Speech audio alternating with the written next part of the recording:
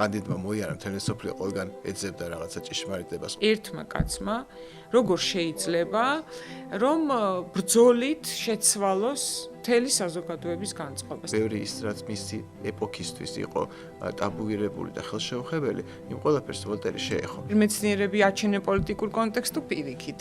პოლიტიკა ეხმარება მერე იშვას ნიუტონი.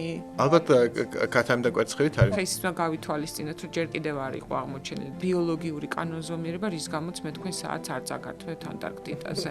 მე შემიძლია, ავიც ეს ხელი ვიქნიო, მაგრამ როცა თქვენ ცხვირს მოვახლოვდეთ, მაშინ და გავჩერდეთ, რომ თქვენი უფლებები არის ის საზღვარი, სადაც ჩერდება ჩემი თავისუფლება. გოეთეს, ბახის და თითქმის ყველა გერმანელი ფილოსოფოს ქვეყანაში რაც შეიძლება რომ უცებ შეიძლება ხო ამოვიდეს ადამიანის დამწვრის სუნი. როგორ გეკადრებაო მე 62 თაობის თავადი ვარ და შე როგორ მაკადრეო ჩემდას ხელით ხოვე. წამების წირო გამაგრილებელ სასმელებს ურიგებენ ქალებს. თუ უმრავლესობამ შეიძლება გადაწყვიტოს ის რომ აიკრძალოს ვოლტერის კითხვა. რაღაც ჩამქოლავენ რაღაცას ვამბობ, მაგრამ მიხეილ სააკაშვილი ასეთი იყო. მისი ძალიან ბევრი რეფორმა სწორედ იყო იმ დროისთვის საზოგადოების დიდი ნაწილისთვის მიუღებელი. მე უცებ დემოკრატიულ წესით არ გადაწყდეს რომ შუა საუკუნეების ინკვიზიციაში უნდა დავბრუნდეთ. მე მიჩვენი ერთი ლომი ხელმძღვანელობდა სიდრი 1000 ვირთხავა ხო და ხო შეიძლება მეც საბჭოთა კავშირი ვენახა ვოლტერს სადაც საერთოდ გაგიჟდებოდა ხო? ვოლტერი არ დაძველდება, იმიტომ რომ ვოლტერს როგორც ჩვენ გვიჩვენა რომ არაფერი არ არსებობს მყარი, რასაც ვერ შეეხები და რასაც არ შეიძლება კითხვის ნიშანი დაუსვათ. ჩვენ ვისაუბრებთ ვოლტერის კანდიდზე.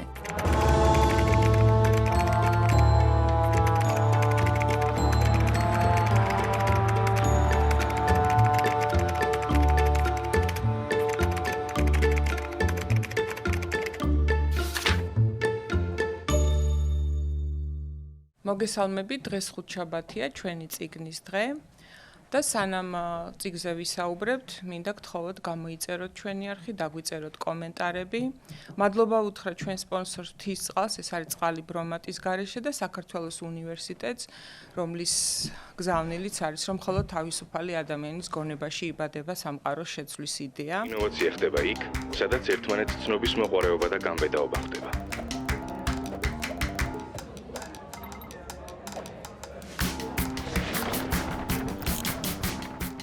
დღეს ჩემი სტუმარი სწორედ საქართველოს უნივერსიტეტის რექტორია ბატონი კოკა თოფურია და ჩვენ ვისაუბრებთ მის მიერ არჩეულ ტექსტზე, ვოლტერის კანდიდზე. მე სულ ვეკითხები ხოლმე ჩემს სტუმრებს, რატომ აირჩიეს ტექსტი თავად. მაინდა-მაინც ვოლტერის კანდიდი დღეს. ალბათ იმიტომ რომ ვოლტერი საოცრად შეეძლო რომ მიეტანა ხანახართული იდეები ადამიანებისთვის.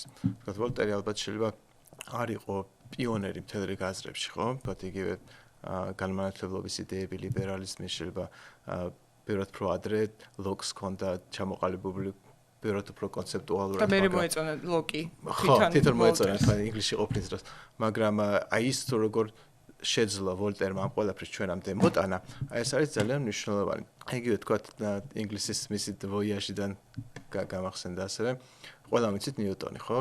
ზოგიერთმა ვიცით მისი სამი კანონიც და ასე შემდეგ. ნუ იმ დროს ალბათ ნაკლებად იცოდნენ ხალხმა ნიუტონის კანონები, იმიტომ რომ ესეც საყოველთაო სკოლები არ იყო. მაგრამ რაც ყველაზე უფრო კარგად გვახსოვს, რაც ყველა ვიცით, ცალსახად ყველა ვიცით ნიუტონზე, ეს არის რომ ის იჯდა ვაშლი დაეცა თავში და უცებ გადაწყვეტა რომ მოვიდა აზრად, რომ არსებობს გრავიტაცია, ხო? აი ეს ამბავი რომ ეს სხაპარი რომ ნიუტონს ვაშლი დაეცა თავში, რაც შეიძლება პატარა ბავშვმა იცოდეს მიუხედავად იმისა, რომ მისი კანონებზე წარმოდგენა არ ქონდეს, ეს ვოლტერისეული, ეს ვოლტერიდან ვიცით ეს სხაპარი. სიამოვნებაში ესეთი რამე ალბათ არც მოხდა, მაგრამ ვოლტერმა ასეთნაირად გაგვაცნო ნიუტონი. ასე მოიტანა ნიუტონი ჩვენამდე, ასე მოიტანა ძალიან ბევრი რამ ჩვენამდე და ამით არის ალბათ ყველაზე უფრო ღირებული. კი, და ნიუტონის დაგრძელვა რო ნახა, ზუსტად იფიქრა, რომ აი საფრანგეთში არაფასებენ ისე მეცნიერებას, ესეც ძალიან საგულისხმო, რომ ინგლისი იყო მისთვის მაგალითი, როგორ უნდა დააფასო მეცნიერება, ხელოვნება და აი ეს ხალხი, ამიტომ მისთვის ეს მეტად კომფორტული გარემო იყო და ბევრი რამე ინგლისიდან წამოიღო მერე საფრანგეთში, ხო, რომ ინგლისი ალბათ ყველაზე კომფორტული გარემო იყო იმ დროს სოფლიოში. აი ხო კომფორტული გარემოზე გამახსენეთ თან ვოლტერთან დაკავშირებული არის გარკვეულწილად ლაიბნიცის პერიოდში, რომელსაც მე ესე აკრიტიკებს სასტიკად კანდიდატში, სადიქში სწორედ პრაქტიკულად. მაგაზე ვისაუბრეთ ალბათ მე მომავალში, მაგრამ აი ლაიბნიცის პერიოდში ცხოვრობდა მისი თანამედროვე ესეთი აღმომჩენი მეცნიერი პაპინი, რომელიც არავინ არ ვიცით. სამაგერად ვიცით ჯეიმს ვატი, რომელმაც მოიგონა ორთქლის მანქანა. თუმცა ნახევარი საუკუნით ადრე მოიგონა პაპინმა, რომელიც არავინ არ ვიცით. და ამ პაპინი უფრო წინას წავიდა ეს ორთქლის მანქანა მიამაგრა ნავზე და გააკეთა პირველი კატერი კაცობრიობის ისტორიაში. მაგრამ წარმოიდგინეთ როგორი იყო გერმანია იმ დროინდელ ინგლისთან შედარებით, რომ გერმანიაში მიუხედავად იმისა, რომ მან ეს კატერი გააკეთა, მან ვერ შეძლო ამ თავისი ინოვაციით, თავისი იმით არათუ ფულის შოვნა, არამედ გერმანიიდან გასვლაც კი. ერთ-ერთი რაც მოითხოვდა ის, რომ წასულიყო საოცნებო მხარეში ინგლისში, სადაც მისი თანამედროვეები ეს რაღაც აღმოჩნდა და მე მდიდდებოდნენ. და მას უნდა კატერით წასულიყო ინგლისში, მაგრამ იქ ყოველი დინარის მონაკვეთი ვიღაცა თავადის გამგებლობის ქვეშა იმას უნდა გადაუხადო ფული მანდ დაბართვა და აქცევს. ლაიბნიცი ძალიან ბევრს ეცადა, რომ დახმარებოდა ამ კაცს, first steps წერდა წერილებს აქეთ-იქით, მაგრამ ლაიბნიცმაც კი თავისი გავლენის მიუხედავად ეს ვერ მოახერხა, რომ ელემენტად გადაერჩინა ეს პაპინი, დაუმტვიეს რა თქმა უნდა იმას ეს ნავიც, არც ფული აღირსეს არაფერი და შიმშილით მოკდა ბოლოს. აი სულად განსხვავებული იყო ინგლისი, სადაც შეიძლება თქვა აი ჯეიმს ვატს უცებ გამოეგონებია ორთქლის მანქანა და ამის გამო გამდიდრებული იყო, იმიტომ რომ ეს უამრავ ადამიანს ვისაც მეწარმეს ვისაც ჭირდებოდა რომ გამოეყენებია ეს ორთქლის მანქანა მაღაროებში და სხვაგან იძულებული იყო იმისთვის გადაეხადათ პატრის. არის თუ არა ეს ინგლისის პოლიტიკური მოწყობის დამსახურება? აქ ჩენს თუ არა კონტექსტი მერე ცნობილ მეცნიერებს და ჯერ მეცნიერები აჩენენ პოლიტიკურ კონტექსტს თუ პირიქით. პოლიტიკა ეხმარება მერე იშვას ნიუტონი ალბათ კათამ და კვერცხებით არის, მაგრამ თვითონ იგივე ლიბერალური იდეები უფრო ადრე ჩდება ინგლისში, ხო? რატო გაჩნდა ლოკი ინგლისში და არა გერმანიაში? რატო გაჩნდა მერეც გნებავთ ჰიუმი და გნებავთ ადამ სმიტი ინგლისში, თქვა ბრიტანეთში და არა თქვა სხვაგან, ხო? ანუ ინდუსტრიული რევოლუცია ჭირდება. რატომ დაიწყო ინდუსტრიული რევოლუცია ინგლისში, ასე თქვათ და ეს კითხვა თავისთავად ჯერ კიდევ ადამ სმიტმა დასვა, ხო? რატომ? ეს თული თემა არის ძალიან საინტერესო ალბათ ამ ჩვენი ფარგლებში არ არის, მაგრამ ნუ ერთი ვოლტერს იმიტომ უკავშირებ, რომ ვოლტერისთვის აი ეს იდეების წამოღება და მე ევროპაში კონტინენტზე დანერგვა ძალიან მნიშვნელოვანი იყო და როგორ გამოვიდა ამაზე მე ვილაპარაკოთ, მაგრამ ინგლისში ნახა ის, რასაც ქვია დაფასება და ფული შოვნა საკუთარი. საერთოდ ინგლისში წარმოიქმნა, კი სწორედ ჩვენ როცა განმანათლებლობას საუბრობთ, ძალიან ხშირად ფრანგი განმანათლებლები გვახსენდება, მაგრამ თვითონ ლიბერალიზმის იდეები წარმოშობილი არის ინგლისში. ლოკი იყო პირველმაც, რომელმაც თქვა, რომ არსებობს ადამიანის უფლებები. და შესაბამისად ადამიანის უფლებები არსებობს სახელმწიფოს გარეშეც. სანამ სახელმწიფო შეიქმნება, მანამდე გვაქვს ჩვენ უფლებები. სახელმწიფო განამტკიცებს და კანონები განამტკიცებენ ამ ჩვენ უფლებებს. თქვათ რა ვიცი, მე და თქვენ რო აღმოჩნდეთ ანტარქტიდაზე, მაგალითად, სადაც არც ერთი სახელმწიფოს იურისდიქცია არ მოქმედებს, იქაც გვექნება ჩვენი უფლებები. თქვენ თუ რა ვიცი, გადაწყვეტთ რომ საათი წამართვათ, მე გამიშდება უსამართლობის შეგრძნება, რომ ეს ჩემია და მექნება უფლება რომ დავიცვა საკუთარი თავი და არ გაგატანოთ ეს საათი, ხო? იმიტომ რომ მიუხედავად იმისა, რომ სახელმწიფო შეიძლება არ არსებობდეს, არც ერთი კანონი არ მოქმედებდეს, ადამიანის უფლებები აქვს კანონის და სახელმწიფოს გარეშეც. ჩვენ კანონი და სახელმწიფო გვჭირდება იმისთვის, რომ ეს ჩვენი უფლებები სადაც გამტკიცდეს და ვიღაცამ ეს ჩვენი უფლებები დაიცვას მერე. და რასაც ზოგჯერ სახელმწიფო ბოროტად რასაც მერე ბოროტად იყენებს. თავისთავად სახელმწიფოს იდეა ეს არის, რასაც მერე ამერიკის კონსტიტუციას დაეფუძნა, ხო? ჯეფერსონიც, კი სწორედ ჯეფერსონი საფრანგეთის მოყვარული იყო, მაგრამ სინამდვილეში იდეოლოგიურად ლოკიანელი იყო. და სახელმწიფოს იდეა რა არის ასეთ შემთხვევაში, რომ ჩვენ ადამიანები, რომელსაც უკვე გვაქვს უფლებები, ამ ჩვენი უფლებების ნაწილს გადავცემთ სახელმწიფოს, აქედან უკვე სახელმწიფოს უჩნდება უფლებები და ის მერე განამტკიცებს, დაწერს კანონებად ჩამოაყალიბებს ჩვენ უფლებებს და მერე უზრუნველყოფს მას აღსრულებას. მაგ ყველაზე მთავარი ის არის, რომ აქედან გამომდინარეობს ის, რომ სახელმწიფოს არ შეიძლება თეორიულად კონდეს რაღაცა ისეთი უფლება, რაც მანამდე ჩვენ არ გაგვაჩნდა. ეს იყო დასაწყისი ლოკის მიერ ლიბერალიზმის და დასრულება ალბათ არის უკვე ჯონ სტიუარტ მილით, რომელმაც საზღვარი დაუსვა ჩვენ უფლებებს და თავისუფლებებს, ხო? ანუ ერთი არის, რომ ლოკმა გითხრა, ჩვენ გვაქვს უფლებები და თავისუფლებები და სადამდე გრძელდება ჩვენი უფლებები და თავისუფლებები, ეს უკვე ჯონ სტიუარტ მილმა გითხრა, რომ მე თავისუფალი ვარ და არავის არ შეუძლია ჩემი თავისუფლების ხელყოფა, მანამ მე სანამ სხვა ადამიანს ზიანს არ ვაყენებ. ანუ მე შემიძლია, რა ვიცი, ეს ხელი ვიქნიო, მაგრამ როცა თქვენ ცხვირს მოვახლოვდები, მაშინ და გავჩერდეთ, რომ თქვენი უფლებები არის ის საზღვარი, სადაც ჩერდება. ეხლა ვერ ვილაპარაკებთ, როდის გახდა საკამათო ეს იდეა, ალბათ როცა ხელის მოქნევის გარეშე ირიბად სიტყვით შეიძლება სხვისი თავისუფლება შეზღუდო, გავლენა მოახდინო და ცოტა რთული თემაა. სამწუხაროდ ვერ თორე ძალიან საინტერესო იქნებოდა ამაზე საუბარი. ზოგჯერ ხელს არ იქნება, მაგრამ სიტყვას იქნება ისე, რომ შემდგომში გრძელვადაში შეიძლება ვიღაცა შეუზღუდო. სიტყვის თავისუფლების ერთ-ერთი ყველაზე დიდი მოტრფიალი იყო ვოლტერის, სწორედ ამით არის ცნობილი. სხვა შეიძლება ვოლტერი არ საუბრობდა ხშირად ადამიანის უფლებებზე, თავისუფლებებზე, მაგრამ დიდად ეხა მაშინ ვერც იქნებოდა. საგანმანათლებლო აბსოლუტიზმის იდეა უფრო ეხა ამ გაგებით ალბათ შეიძლება ყოფილიყო რაღაც ტიპის ცოტა რასისტი, ცოტა მიზოგინი, არა, ხო და საერთოდ ეხა წინ გადაცემაში საუბრობთ, რომ ამ გადასახედიდან განსჯა სხვა ეპოქის არის ძალიან ვულგარული იდეა. რა თქმა უნდა, ეს რაღაცა ცხადია, ასეც არ მოგწვია, მაგრამ ვოლტერი რომ ეხლა ვფიქრობდი, სანამ მოვიდოდი, რომ ეხლა ვოლტერი რასაც ამბობდა, ალბათ იმის ნახევარსაც ვერ ვიტყვით.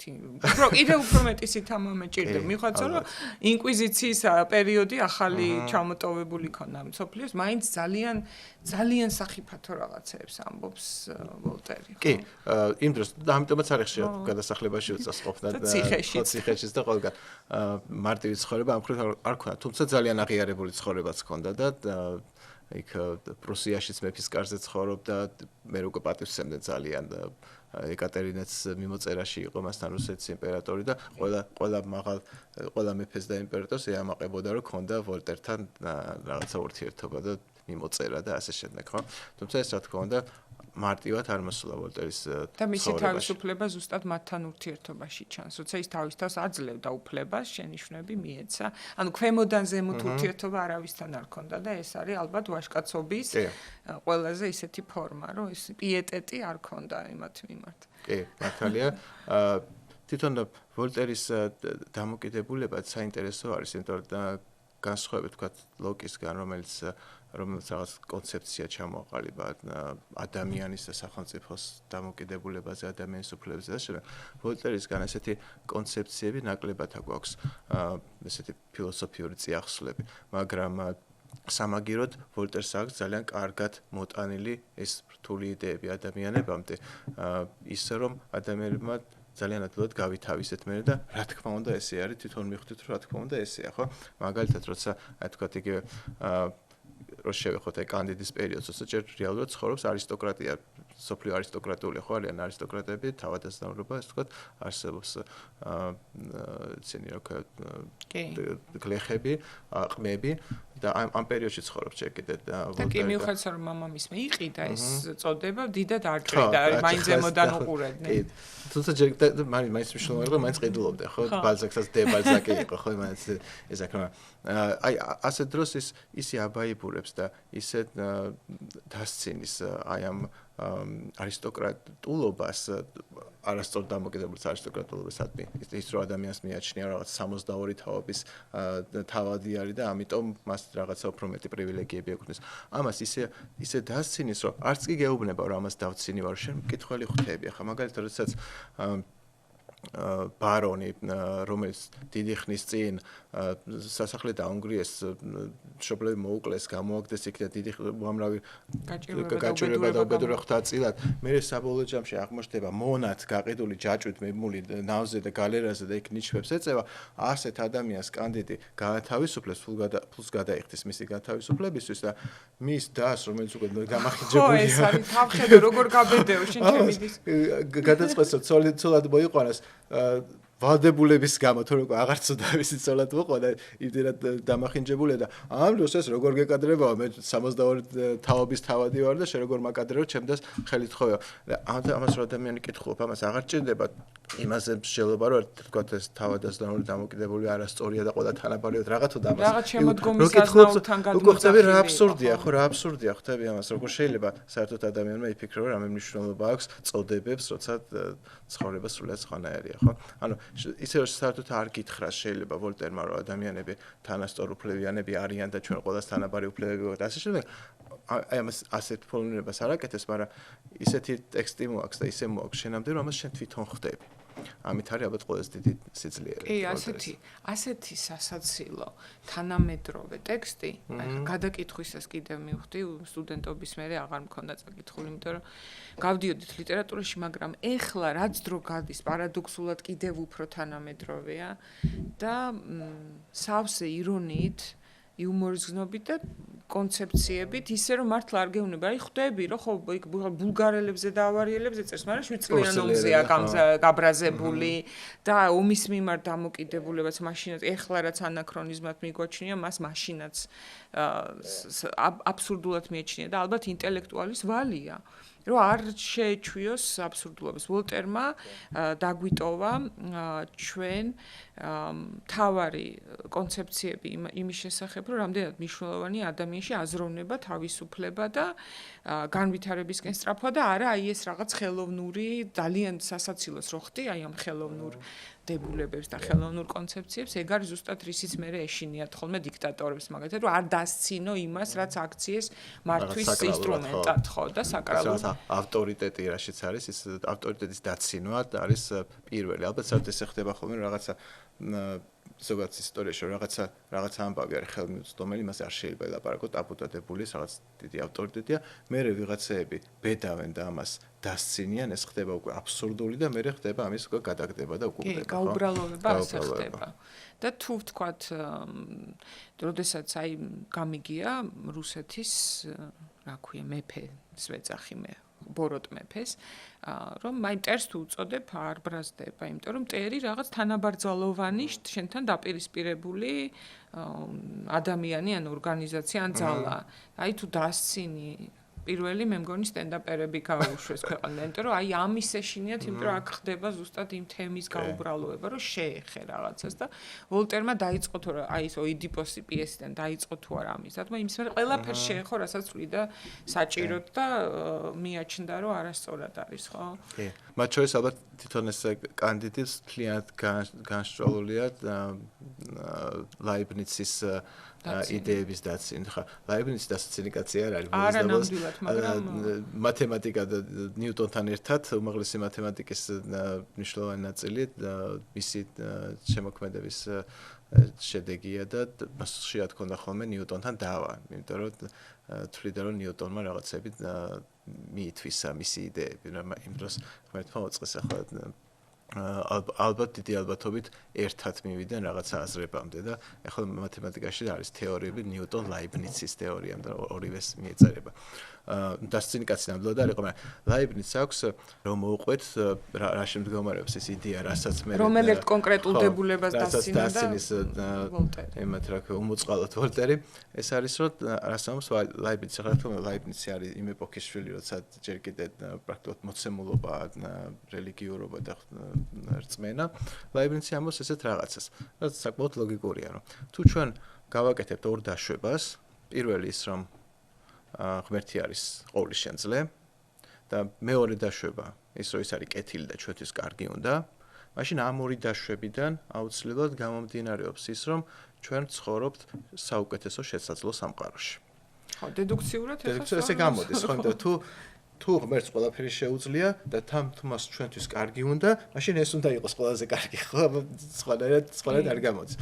და ამაზე არ შედის ვოლტერი რაღაც ფილოსოფიურ წიაღსვლებში და არ ეკამათება იმაზე, რომ ღმერთს შეუძლია თუ არა ყველაფერი ან რა ვიცი კეთილია თუ ბოროტი, ამას საერთოდ არ გვეკამათება, მაგრამ უცებ მოაქვს მაგალითად, რომ ყოველგვარი უბედურება დაემართება ადამიანს, მე აღმოჩნდება იმაში, რა ქვია, ასეთ უბედურება გადახდენილი პორტუგალიაში, ამ დროს ლისაბონში მოხდება მიწისძვრა, ხანძარი, მოვა ცუნამი, ამ ყველაფერს შეეწირება ასობით ათასი სრულიად უდანაშაულო ადამიანი, პატარა ბავშვები და აი რა ვიცი, ეს არის საუკეთესო სამყარო? ეს რაღაცა, ეს ყველაფერი აუცილებელია, რომ რაღაცისთვის მომხდარიყო რისთვის და რა ხო, არის და ამის სხვათა საფუძველი? შორის აქვე უნდა ვთქვათ, რომ აი ამ პორტუგალიის მიწისძვრის მერე საკმაოდ შეირყა ეს როგორც მნიშვნელოვანი, შავი კი. ჭირის მერე ხდება ხოლმე და ასეთი დიდი კი. მიწისძვრების მერე შენ კატაკლიზმების ვეღარ იღებ მერე, პასუხს ხო. კითხვაზე რატომ კი, ღმერთო. კი, რატომ ღმერთო. ან აი ეს ანგლოსი რომელიც ყვება ესეთ რაღაცას, რომ თვითონ სიფილისით არის დაავადებული და მიაჩნია ეს სიფილისი წამოვიდა ამერიკიდან, ხო? კოლომბა ჩამოგვიტანა. და ძალიან სასაცილოა. და ესე იგი თურმე ამ ჭირმა, ამ სიფილისმა ნახევარი ევროპა დაავადა უამრავ ადამიანს, რა ვიცი, 1000 უბედურება ისაქნა და ეს ყველაფერი სამაგიეროდ ჩვენ გვაქვს ეს რო არ ყოფილიყო არ გვექნებოდა შოკოლადი თურმე და როცა უყურებ სასწორიც ერთ პინაზე რადიოს და მეორე პინაზე თურმე შოკოლადს ვერ დავლეთ ადამიანი ფიქრობ რომ ღმერთო რა ამისთვის გააკეთეს კი მე არის კიდევ შაქარი რო ქონდეთ რა დღეში უნდა ჩავარდეს იქ სამხრეთ ამერიკაში ადამიანი რო იქ ევროპაში შაქარი ქონდეთ მაგრამ ხო აი ეს ძალიან საინტერესოა ლაიბნიციც არასწორი მოცემულობიდან იწყებს მე სწორ მსჯელობას ალბათ ჩვენი გადასახედიდან ეხლა მე ასე ვთვლი რომ ეს რაღაცა ღმერთის ასე გაგება ვოლტერს მე ხო მაგით უაბრალებდნენ რომ უღმერთო იყო სინამდვილეში უღმერთო კი არ იყო აი ამ მიდგომის და ამ რელიგიური პრიმიტიული გაგების არჯერობა პრიმიტიულად სასახად გაგების რაღაცა ხო და სიკვდილის წინ თქვა კიდევაც ეხლა სხვა გაროკვდებოდე კიდე რაღაც იქაური ადათით მაზიარებდნენ ანუ ჯანსაღი სწორი დამოკიდებულება უნდა ქონდეს ცოტა ჩემთვის მიუღებელი დამოკიდებულება ქონდა ათეისტების მიმართ მაგალითად რომ ამბობდა რომ მაგაც საერთოდ რა უნდა ელაპარაკო მაგრამ ნუ მაშინ ახლა ისიც უნდა გავითვალისწინოთ რომ ჯერ კიდევ არ იყო აღმოჩენილი დნმ არ იყო აღმოჩენილი ბიოლოგიური კანონზომიერება რის გამოც მე თქვენ საათს არ წაგართმევთ ანტარქტიდაზე არ მაწყობს ანუ რომ თავი დავანებოთ აი იმ მორალს და სინდის უბრალოდ რატომ შეიძლება რომ ადამიანებმა ერთმანეთს ანგარიში გაუწიონ განსაკუთრებით როცა სახიფათო სიტუაცია ან მარტო არა ნუ რაციონალურ ადამიანებს გულისხმობ ხა რაღაც დარღვევებით არა ხო მაგრამ მე ზუსტად აი ეს ძალაუფლების მოპოვების მერე იწყება მთავარი განსაცდელი ადამიანებისთვის და ყველაზე კარგი სიტყვები რომელიც გონია რომ რაღაც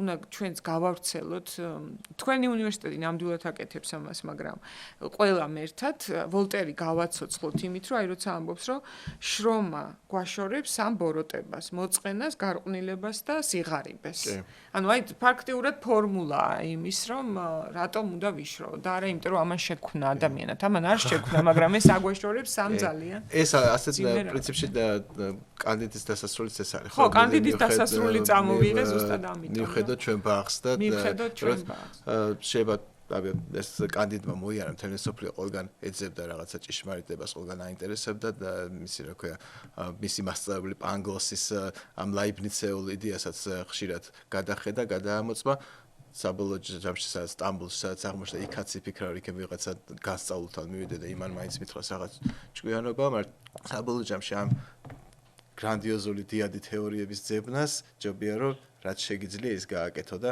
იმუშაო და შენი შრომით არის თუ არა ეს თქვენი აზრით რაღაცეებისზე თვალის დახუჭვა მე არ აღვიქვამ ასე იმიტომ რომ თუ თითეული ცალ-ცალკე აი ამას გააკეთებს ჯამში მაინც იღებ პატრიოტიზმს ალბათ ხო იცი მაგრამ აი არ მეხება არაფერი ჩემ ბახს უნდა მოუვარო ეს მეგონი არ არის თქლა ეს ამ გაგებით არ უთქვია ვოლტერს რომ მე ჩემ ბახს უნდა მოუვარო არ მაინტერესებს სხვა მაგალითად უვლისო ვერა თავის ბახს და არც იმის დახმარება და ჩემი აქ იმაზე კი არ ლაპარაკობ მე შემოსაზღვრული ვარ და მე ჩემს სასწაული მარტო და სხვა არაფერი არ მაინტერესებს არამედ აქ ისე ჩემიც არა ჩვენ ბახს მოუვაროთ ხო აი კიდე სხვაებიც არიან კომუნა ხო რომელიც ანუ იდეაში ჩვენ საქმეს, ჩვენ სამყაროს მოუვაროთ.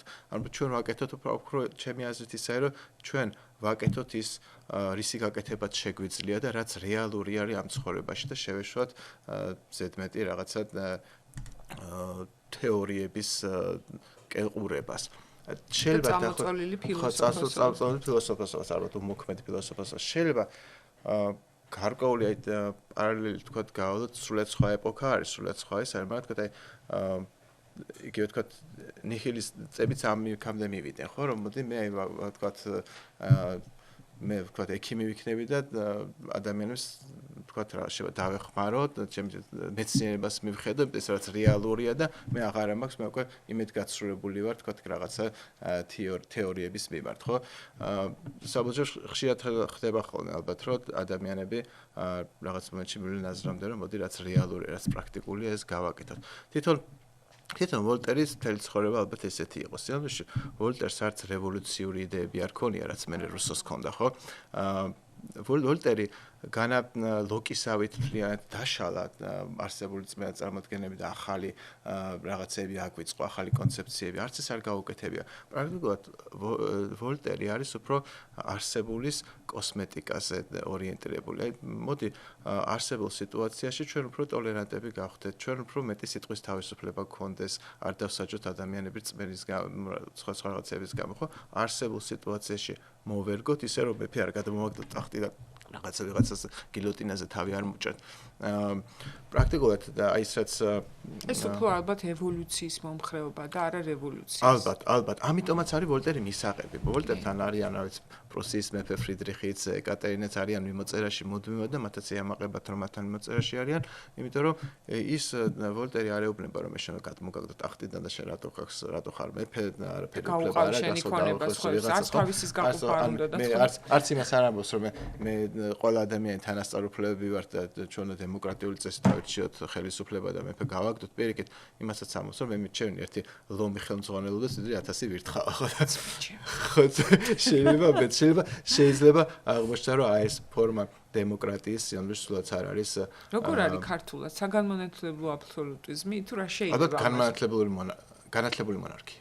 ალბათ ყველაზე პროსტორი იქნება განათლებული მონარქია. მონარქი რაღაც ცოტა დაუმსახურებელი იმასაც გულისხმობს, აი თანამედროვე მონარქია არის რაღაც გადმოგეცა, აი მოიპოვე და მერიტოკრატია რაღაც. საგანმანათლებლო მერიტოკრატია. შეიძლება. სხვადასხვა საინტერესო არის რომ აი ვოლტერისეული ხედვები ქონდა სულხან საბაურბელიანსაც. რაც იმდენად არ არის ჩვენში გავრცელებული. პრაქტიკულად ანდრეს სულხან საბაურბელიანი ნახევარი საუკუნით წინ უსწრებს ვოლტერს. უფრო ადრეული მოღვაწე არის და ის რაც სულხან საბაურბელიანს აქვს ჩამოყალიბებული, მაგალითად რას უნდა აკეთებდეს მეფე, კარგი მეფე. ეს არის ზუსტად ის, პრაქტიკულად რასაც ვოლტერი საუბრობს. რომ ჩვენ გვინდა მონარქია იყოს, ოღონდ ის მონარქია იყოს განათლებული და მან რა უნდა გააკეთოს, მან უნდა დაიცვას ვთქვათ ვაჭრობა და ეკონომიკაში ნაკლებად ხელი შეუშალოს ბიზნეს დღევანდელი იმით რომ ვთქვათ, უნდა კანონიერი წესრიგი იყოს, რა ვიცი, ყაჩაღები, უსაფრთხოება უზრუნველყოს, უნდა მიხედოს განათლებას, კულტურას, ანუ საბოლოო ჯამში ის რასაც სულხან საბა ლაპარაკობს არის ზუსტად ის რაც მერე განათლებული მონარქიის იდეა იყო განმანათლებლობაში. ეს იდეა ალბათ უფრო ადრეც დაიწყო ის რომ თქვათ კარგი იქნება რომ მონარქი განათლებული იყოს და საბოლოო ინსტანცია სამართლიანობის და ყველაფრის იყოს, აი თქვათ იგივე მოლიერის ტარტუფი რო გავიხსენოთ, ხო? იქაც როდესაც რა ხდება რომ აფერისტი ტარტუფი რომ ყველაფერს წაართმევს იმ ბატონს, ისე რომ ის ბატონი ვერ ხვდება და საბოლოო ჯამში ყველაფერს დაკარგავს, ამის მერე ის ბატონი მიმართავს სასამართლოებს, ყველგან ცდილობს რომ აღიდგინოს სამართლიანობა, უკვე შეუძლებელია, იმიტომ რომ აფერისტმა ტარტუფმა ყველაფერი ლეგალურად გააკეთებინა, ყველაფერზე ხელი მოაწერინა და როცა უკვე აღარანაირი გზა აღარ არსებობს ლეგალური და თითქოს არანაირი საშველი აღარ ჩანს, უცებ სცენაზე გამოდის მეფე ლუდოვიკო მე-14 და ის რა თქმა უნდა არის უზენაესი სამართლიანობა. რა თქმა უნდა. აი, სხვა შეიძლება იმაზე თვითონ პირველი დადგმარი იყო, როგორც იცი, თვითონ მე რა თქმა უნდა სახიობი არ გამოსულა, არამედ მზე ამოვიდა სცენაზე, და მე ხო მეფე მზე იყო. და მეფე მზე რა თქმა უნდა ყველაფერი სამართლიანად გადაწყვეტა. ანუ სადღაც ეს არის უკანასკნელი ინსტანცია, რომელიც ყველაფერს მე სამართლიანად გადაწყვეტს. განათლებული მონარქია ალბათ პირველად უფრო წინ არის, აქ გულისხმობა მართლა მეფე მზე კი არ არის, რომელიც კანონზე უზენაესი არის და უბრალოდ გაგვიმართლა რომ სამართლიანია. არამედ აქ უკვე მთელი სისტემა არის, რომ რა თქმა უნდა ეს არის ინგლისში რაც მოეწოდეს პარლამენტი და ალბათ ვიზიონერი უნდა იყოს. თუ მონარქია უნდა მიხვდეს, რომ ხანდახან მართლა ნერვები გეშლება, რომ ვიღაცას აქვს ფანტასტიკური იდეა, იცის, ხვდება გამორჩეული მონაცემები აქვს იმისთვის, რომ მიხვდეს, რომ ეს 20 წლის მერე იმუშავებს. მაგალითად რაღაც აცრა. და ეხლა დემოკრატიული წესით ყველას ვერ აუხსნი, რატო არის ეს გადაწყვეტილება სწრაფად მისაღები და საჭირო. ხა რაღაც ჩამქოლავენ რაღაც ეს ვამბობ, მაგრამ მეც ესე მირჩევნია. რომ რა თქმა უნდა სამართალი დაიცვას ინსტიტუციებმა და ჭკვიანმა ხალხმა და ეხლა მე უცებ დემოკრატიულ წესით არ გადაწყდეს რომ შუა საუკუნეების ინკვიზიციაში უნდა დავბრუნდეთ. კიდევ ვიცით რაზე მინდოდა თქვენთან მესაუბრა, აი სამი ადამიანი მახსენდება განსაკუთრებული და გამიხარდა ამიტომ ვოლტერი ვარჩიეთ ერთ-ერთი ამ სამიდან, სამი ადამიანი რომელმაც დაიცვა ბოლომდე ისე რომ რეაბილიტაცია მოხდა მერე აი ამ ადამიანების, ერთი იყო კასტელიო კალვინის წინააღმდეგ, ემილ ზოლა, რომელიც დრეიფუსის საქმეში და ვოლტერი ამ კალასის საქმეზე, როცა შეძლო და უკვე ნუ ის დასაჯეს ეს კალასი, რომ თქვათ რაც მოხდა, ანუ კათოლიკე თვითონ იყო უგენოტი პროტესტანტი და მის შვილმაო თავი, იმიტომ მოიკლა რომ აიძულებდა გამხდარიყო კათოლიკე და კათოლიკეს უნდა შვილს და უგრძალავდა მამა და აი ამის გამო და აქაც გამოჩნდა რომ ვოლტერს შეეძლო. მიხვეცდა რომ ამბობენ რომ არ იყო დიდად ხელგაშლილი, კეთილი, აი რაღაც ესეთი ჩვენი თანამედროვე გაგებით რაც გგონია ხოლმე სიკეთე რომ ჩამოერიგებინა თავის ქონება და ესეთი არ იყო. თუმცა საკმაოდ შეძლებული კაცი იყო. ხო, მაგას ვამბობ, ანუ ეს თავის ფულის დიდად გაცემა და თამაშით მაგრამ ყველაფერი გააკეთა რომ აი ამ საცოდავი ოჯახის მამის რეაბილიტაცია მომხდარი იყო და ეს არის კიდევ აი ემილ ზოლასთან და კასტელიოსთან ერთად ერთმა კაცმა როგორ შეიძლება რომ ბრძოლით შეცვალოს მთელი საზოგადოების განწყობა. სანამ ასეთი კაცები, ასეთი ქალები არსებობენ, რომ შეუძლიათ სიმართლე იმის მერეც კი ხელი არ ჩაიქნიონ და რაღაცა ამტკიცონ თანმიმდევრულად, ფიქრობ მისი ბიოგრაფიის ყველაზე საამაყო ნაწილი ზუსტად ეს არის. გარდა იმისა, რომ თუ გინდა ადამიანი აზროვნებას მიაჩვენოს და შეგიძლია დაწერო ისეთ ტექსტი, როგორც არის კანდიდით, თან სიცილით ყდებოდეთ და თან მთელი კორექციები ხდებოდეს თავში აზროვნების, ალბათ ამაზე კარგი არაფერია, ხო? პრინციპში კალასის საქმეს ერთ-ერთი მთავარი რა იყო იმ დროინდელი გაგებით, ჩვეულებრივი იყო, რომ ლოგიკურად მიიჩნია ეკლესიამ რომ ესე მომხდარიყო და წმენაზე დაფუძნებული სამართალი რომ მე ასე მჯერა რომ ეს არის სწორი და მაგრამ ამ დროს ვოლტერმა ამასაც დასცინა, სულ დასცინის აი ესეთ რაღაცასაც ხო, როცა შენ იგივე თქვათ იგივე კანდიდატშიც როცა მოხდება ცუნამი და უბედურება პორტუგალიაში, ამის მე რასაკეთებენ, ჯერათ რომ ალბათ უნდა გავაკეთოთ ავტოდაფეო და ხალხი უნდა დავწვათ ერეტიკოსები, რომ საკუთარ რა ქვია, ალბათ ამის გამო გაგვიბროს და უფალია, ხო? მაგრამ ეს არის კითხველი ხვდები რომ რა აბსურდია, რა შოშია ყველაფერთან, ხო? იგივე კანდიდატი და პანგლოსი როცა აღვეშდებიან იქა. რომელიც გამათრახდება მარტო იმიტომ რომ თავი დაუქნია სავით რა.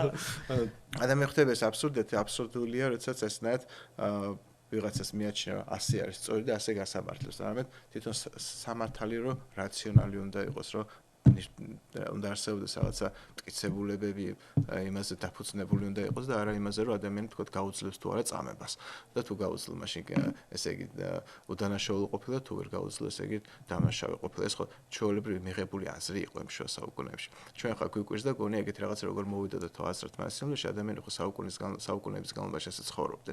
რომ ადამიანი თუ წამებას გაუძლებდა, ესე იგი მართალი ყოფილა, თუ ვერ გაუძლებდა, ესე იგი დამნაშავე ყოფილა და კლავდა. ხო ის კალასიც იმაზე რომ ბორბალზე გაწყვიტეს, ხო, რაღაც უბედურება გავუთ. თუმცა იმ კაცმა სხვაშორის გაუძლება. რა ცოტა ხნის წინ იყო, აი ეს ყველაფერი, მაგრამ ისევ ყველაზე ცუდი ფიქრები რაც ახლა მომდის, რომ რა ადვილია მაგასთან დაბრუნება. ერთჩვენიერ დღეს ამ წესებთან, რომ ერთწმენაზე დაფუძნებული ჩემი წარმოდგენები შეიძლება უბრალოდ აგიგრძალო, ხო?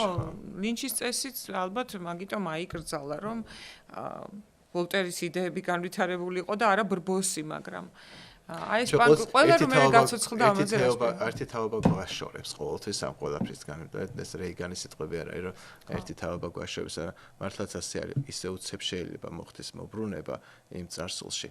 ეს ხო დამოკიდებული სინამდვილეში ადამიანების განათლებაზე და განვითარებაზე და ჩვენ ისე უცებ შეიძლება სიბნელეში აღმოჩნდეთ, რომ ვერც წარმოდგენია რა უცებ შეიძლება აღმოჩნდეთ. როგორც უცებ გამოვედით იმ სიბნელიდან, ისე უცებ შეიძლება შევბრუნდეთ იქ. მით უმეტეს ლაიბნიცის და არა მარტო ლაიბნიცის, გოეთეს, ბახის თითქმის ყველა გერმანელი ფილოსოფოს ქვეყანაში რაც შეიძლება რომ უცებ შეიძლება ხო ამოვიდეს ადამიანის დამწვისუნი და ასე რომ აი ეს ალბათ სულ უნდა გვახსოვდეს და კიდევ ესეც გვიცავს განათლებული ხალხის სათავეში გიცავს აი ამ გაველურებისგან უცებ და ამიტომ დასცინოდა ეკლესია და ამიტომ გვაქვს ალბათ ჩვენც და ყველას გაკრიტიკება აკრძალული რომ გაკრიტიკება და დაცინა შეიცავს საფრთხებს რომ გააჩინო კითხვები და ეს ან მათთვის იცავდა მაგრამ როგორ ფიქრობთ აი ეს სპანგლოსიც ბარონიც სულ ყველა მე რატო გაცოცხლდნენ სავით გაცოცხლდა კი არა ბოლომდე ვერ მოკლა მაინც აი ეს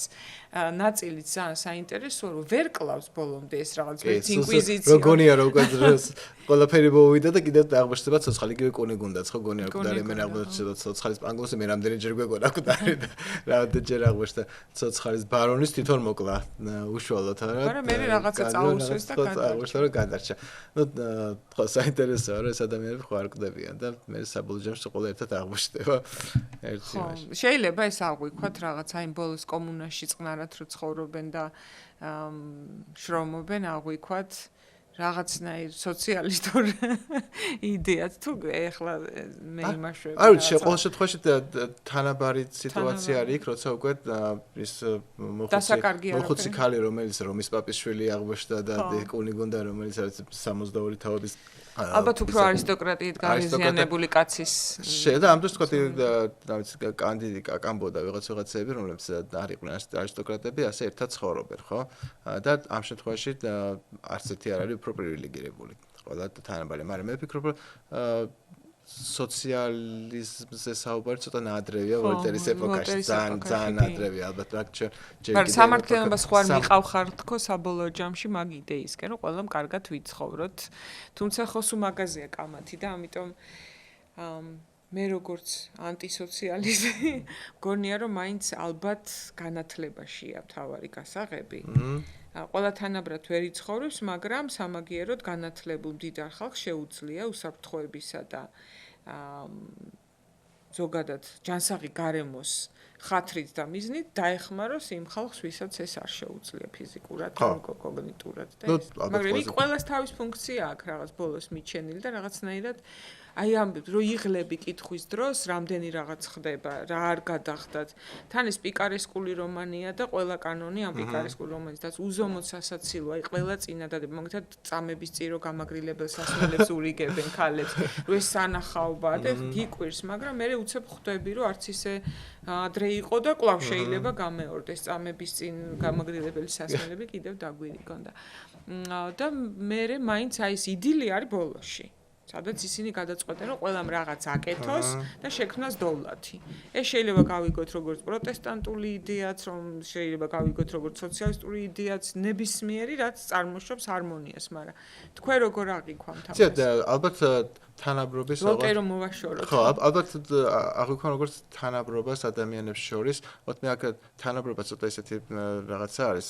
თანაბრობას ალბათ გულისხმობ გნებავს კანონის წინაშე თანაბრობას ან შესაძლებლობის მიცემას ამ შემთხვევაში ის არის რომ რეალურად თავადიც და რომის პაპის შვილიც და თქვათ მოსამსახურეც ერთნაირად არიან და აღარავინ აღარ არის პრივილეგირებული, ყველას თავისი როლი აქვს. ხოშეს იმასაც ვერ ვიტყვით, რომ აი თქვათ კაკამბო არის ყოველთვის მსახური და ითვლება, რომ კანდიდის მსახურია, ხო, მაგრამ ამ დროს ის როცა მოდიან ელდორადოდან კაკამბოს აქვს იმდენი ფული და ქონება, რომ ყველა ევროპის მონარქს იყიდის და გაყიდის, ხო, რაღაც სჭირდება, რომ კანდიდის მსახური იყოს, ხო? და თან მაგათ შორის ეს მსახურის და დიალოგები არ არის, ხო, პირიქით ის უფრო ესეთია გამორწმედილია ეს კაკამბო უფრო გაქნელი არის და უფრო იცის რეალური ცხოვრება და ბევრი მისი რჩევები უფრო ესეთია, ხო? ამიტომ პირიქით ხანახან კანდიდი უჯერებს კაკამბოს და იდეაში მას მიყვება და ვინ მისი უფროსია და ვინ მისი ბატონია არ ვიცი, მაგრამ ყოველ შემთხვევაში აი ამ კომუნაში, რომელსაც ქმნიან, უკვე აღარ არის ეს დიფერენციაცია წარმომავლობითი თუ რაღაცა, რაც ალბათ ეს არის რაც ვოლტერმა გვეჩვენა. ხო. და რაც მთავარია, აი ეს წარმომავლობის გამო ადამიანის პატივისცემა, რისი დაცინვაც უნდა და ვოლტერს ეს არის საბოლოო ჯამში ეგიდეა, რომ არ მივაგოთ ადამიანებს პატივი იმის გამო, რაც მათ თავად არ მოუპოვებიათ. აი ჩვენ როცა ვასწავლით დრამატურგიას უნივერსიტეტში, პირველი ეს არის, რომ თუ ჩვენ გვინდა, რომ ჩვენი ტექსტი იყოს კარგ გმირზე, პროტაგონისტზე, მას არ უნდა ქონდეს ძალიან მაგარი სახელი, ან გვარი, ან ბაბუა, ან რაღაც. არჩევანი უნდა გააკეთოს ისეთი, რომელიც დაიმსახუროს პატივისცემას. აი ეს არის არჩევანების ერთობლიობა ადამიანი. რას ირჩევს თვითონ? აი რა გადაწყვიტა ყოველდღიურად და დიდი არჩევანებიც. სხვა ყველაფერი არის ის რითიც ადამიანს ვერ შეაყვარებ გმირს. და ალბათ ცხოვრებაშიც ასეა და ვოლტერს ამის თქმა უნდა და ის ასევე რომ აი ეს ცოტა მოდის ალბათ თავის ბიოგრაფიიდანაც რომ არისტოკრატიული წრიდან არ იყო და შესაბამისად დაუმტკიცა ყველას რომ ბევრად განათლებული შეიძლება იყოს და დარჩეს იმ არისტოკრატების გვარები გვახსოვს მარტო იმიტომ რომ ხან დუელში გამოიწვიეს ხან თავის კავშირები მე დამავიწყდა კიდევაც ის კაცი რა გვარი იყო დუელში რომ გამოიწვია მე და არ უნდა და ამ დუელში წასვლა და დააჭერინა ანუ ეს რაც მეზიზღება საბჭოთა კავშირში და დღევანდელ საქართველოში არის ზუსტად ეს კავშირებით რაღაცის უსამართლობის დადგენა რაც შოულებრივი ყოფა იყო იმდენად ევროპაში პრაქტიკულად. ხო, რომ ციხეს ჩასვეს ადამიანი იმის გამო, რომ ასე მოინდომა ვიღაც არისტოკრატმა. და ამის წინააღმდეგ, ოღონდ ეს მერე რა თქმა უნდა, იმაში არ უნდა გადაზრდილიყო. საბჭოთა კავშირი ენახა ვოლტერს, სადაც საერთოდ გაგიჟდებოდა, ხო? დღეს რატო უნდა წავიკითხოთ ზოგადად კანდიდი? აი რა შეიძლება თანამედროვე ახალგაზრდას მაგალითად, ხო? ეხა ხო არის აი ეს ის, რომ ყველაფერი რაღაც უნდა მოქცეს, იმიტომ რომ აჩქარებულია დრო და ყველაფერი გჭირდება იმისთვის, რომ რაღაცაში გამოგადგეს. მაგრამ ჩემთვის წიგნი არ არის რომ რაღაცაში გამომადგეს. ზოგადად აზროვნების პროცესთან რომ არ გავიდე და ბოდვის პროცესში არ შევიდე ამაში, მაგრამ აი ვოლტერს მაინც რა მგონია რომ სარგებლობა შეიძლება კონდეს ამ დროს. გარდა იმისა რომ შეიძლება უბრალოდ აგვიგზავნონ რაღაც დროს. ხან იმედია თუ ესეთ იმაში არ მივალთ წიგნები აგვიგზავნონ, თუმცა არც უცოტა ხნის წინ ეგეც იყო და მათ შორის ძალიან კულტურულ ქვეყნებში.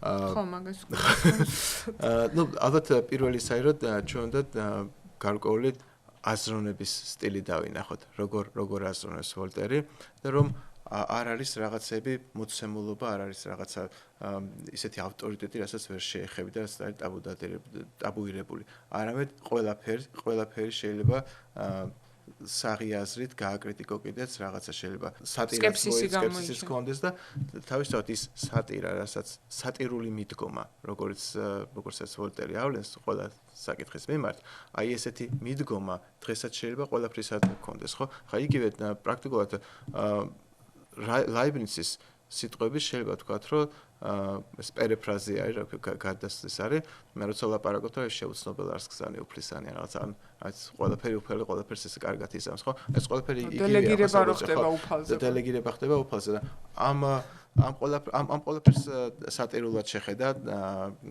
ვოლტერმა. ბევრ რაღაცას სატირულად შეხედა, ბევრი ის რაც მისი ეპოქისთვის იყო ტაბუირებული და ხელშეუხებელი, იმ ყველაფერს ვოლტერი შეეხო. და ჩვენი მაგალითი ის უნდა იყოს, რომ ჩვენ შეიძლება ჩვენ ცხოვრებაში რაც არის ასეთივე ტაბუირებული, იმასაც შეგვიძლია შევეხოთ. და ხანდახან კიდე მეთოდი როგორ ეხებოდა ამ ყველაფერს ვოლტერი პირდაპირ არ ლანცხავდა, ვოლტერი პირდაპირ არ აკნინებდა, ვოლტერი არ ამტკიცებდა საწინააღმდეგოს, არამედ ის უბრალოდ მაგალითი მოქონდა შენთვის და შენ თვითონ ხვდებოდი მე რა ყველაფერს. ეს ძალიან ძლიერი მეთოდი არის. ხანდახან როცა ადამიანს რაღაცაზე ეუბნები, რომ ესე არ არის, ისიც იმ ადამიანს წამს, ან სჯერა, ან მას უნდა რომ ესე იყოს და ამ დრო შენ ეუბნები, რომ ესე არ არის და კრიტიკულად უჩვენებ, მას გარკვეული კედელი აღიმართება მაშინ შენ ადამიანს შორის, იმიტომ რომ იმას ბოლოს არ უნდა რომ ის რასაც შენ ეუბნები დაიჯეროს, იმიტომ რომ ისი სამყარო ინგრევა ასეთნაირად და კი, ლიტერატურაში წესია ზუსტად. და ამ დროს შენ თუ ამას ისე რომ პირდაპირ არ ეტყვი რომ მე შენ გინგრევი წმენა წარმოადგენს რაც ქონდა არამედ უბრალოდ რაღაცა სხვანაირად შემოუვლი და სატირულად რაღაცას დაანახე. მაგრამ მე მიგიხვდებიან და მაინც დაგჭიან. მაგრამ სამაგრად ძალიან ბევრი ადამიანის გონებაზე იმოქმედება, ხო საბოლოოში ვოლტერის მთავარი დამსახურება ხო ის არის რომ მან ბევრი ადამიანის აზროვნებაზე იმოქმედა, ბევრი ადამიანის შეხედულებებზე იმოქმედა. როგორც დაღეჭილი საჭმელი არ უნდა დაუდო ადამიანს და გამზადებული უნდა იყოს, მაგრამ შესაჭმელად და არა უკვე დაღეჭილი, ასეა ტექსტშიც რომ შენ არ უნდა დაიწყო ტექსტში რეფლექსია. რეფლექსიის სივრცე უნდა დაუტოვა ადამიანს. ხა თქვათ იგივე რო შევადაროთ თქვათ იგივე აიყოთ კანტი ხო კანტს უზარმაზარი ფილოსოფია აქვს ხო მაგრამ კანტის არის საქართველოს რამდენ ადამიანს აქვს წაკითხული ან მithumetes გაგებული ძალიან რთული გასაგებია ხო ეს მათ შორის მშობლიური ვოლანდიც მაგას ეუბნება ხო იმას ბერლიოს ოსტად და მარგარიტაში რომ ისე რა იმდენად გაუგებარი ხარო რომ ვერ გაიგებენ დაქცინებენ ხო ასე უთხარიო მე თავის და კანტს ხო და ამ დროს გინახეთ ადამიანის ვოლტერი წაიკითხა ვერ გაიგო ან ვოლტერი წაიკითხა ვერ სიამონა არა ეს და არ არის ხო კანდიდი შეუძლია წაიკითხოს ყველას განათლებულ ადამიანსაც ფილოსოფიაში გასწავლულ ადამიანსაც სრულიად ფილოსოფიის უცოდინ ადამიანსაც ხო არაფერი არის ესეთი რომ ადამიანმა ვერ გაიგო ძალიან მარტივი თხრობა არის იუმორით სავსე ხო და უზომოდ სასიამოვნო და გაფიქრებს ისეთი მარტივი რაღაცები სიამოვნეში ყველაფერზე გაფიქრებს ადამიანს აი მაგალითად რა ვიღოთ ესეთი მომენტი არის რომ ლათინურ ამერიკაში რო არის სამხრეთ ამერიკაში ეხა იმ კაცის გვარი არ მახსოვს ხო მეც არ მახსოვს გვარებს არ გავიხსენე და ვერც ხალხებს მაგრამ სანამ ელდორადოში მოხდებიან ხო რაღაც არგენტინის ხო არგენტინის სადაცემაში ეს ქალები მორბიან ტყიდან და მოძდევენ იმათ ეს მაიმუნები და ამ დროს ამან იფიქრა რომ იმას შვებიან მორბიან ეს ქალები და ეს მოძდევენ მაიმუნები და რაღაც ჩქმედავენ კიდევ და ესენი ყვერიან და ამან გადაწყვეტა რომ გამოიყენოს თავისი უნარები პრუსიაში რომ ომობდა და შორიდან ესროლა და დახოცა ეს მაიმუნები მე დაინახა რომ ეს ქალები მივარდნენ მაიმუნებზე დასტერიან თუ აღმოჩნდა რომ მათი საყვარლები იყვნენ თამაშობდნენ ასე და ანუ ის რომ შეიძლება მე რასაც ვფიქრობ რომ სწორია ან მე რასაც ვფიქრობ სხვა ადამიანებზე სხვა ცივილიზაციებზე სრულიად სხვანაირად აღმოჩნდეს იმათი თვალთაყეთით ესეთნაირად ამის თქმას შეიძლება ჯობია რომ ადამიანს ესეთი მარტივი რაღაცა დაუწერო და ადამიანი მას მიხვდება იცი რომ მე რომ ეგონა რომ კანდიდს რო ეგონა რომ კარგ საქმეს აკეთებდა და იქ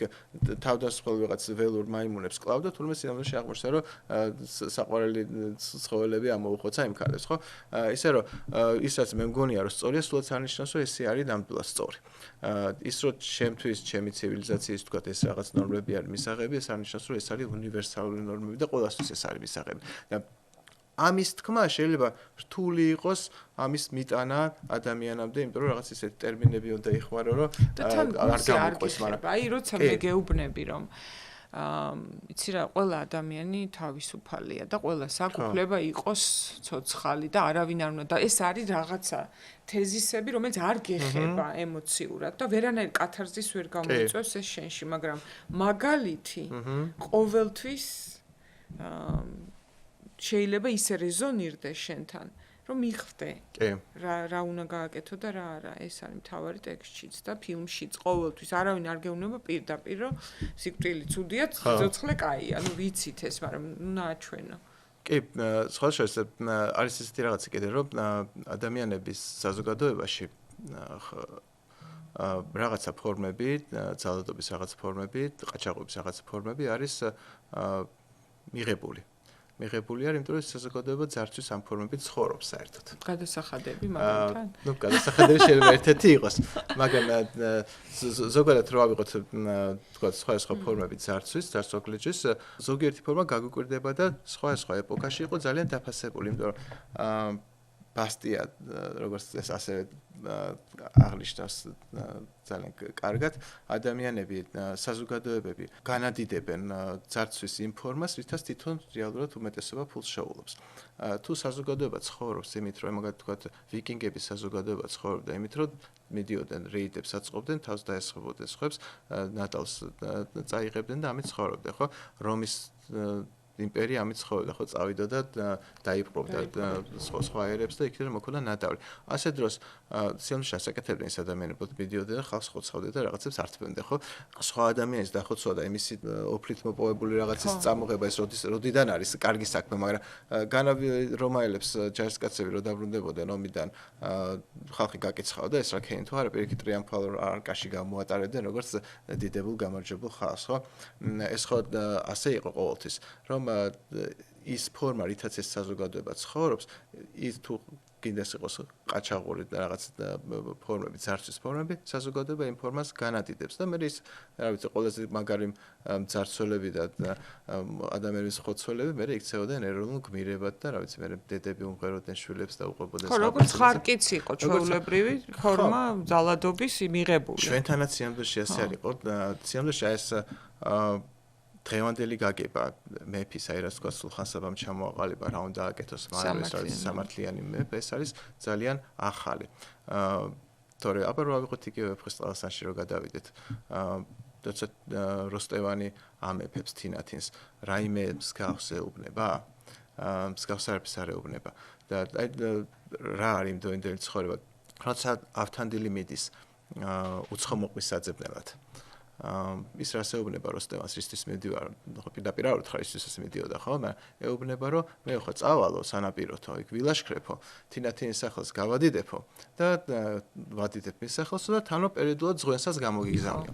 ეხლა ეს ძალიან ლამაზად არის შეფუთული მაგრამ სიამოვნებაში რას ნიშნავს? კაცი რო წავა სალაშქრო დაპყრობით ომებში უნდა წავიდეს დაპყრობით ომებზე ქალაქები გადაწვას ვიღაც ქალები გააუპატუროს ვიღაცას რაღაცები წაართოს ამის მერე ნადავლი აიღოს და პერიოდულად როსტევანს გამოუგზავნოს ოქროს რაღაცები. ხო მაგრამ ფხისტყაოსანიც ამ კანონებით არ უნდა განვსაჯეთ. ხო, ჩვენ ეხანდელი გადასახეთ არ უნდა გადახარ.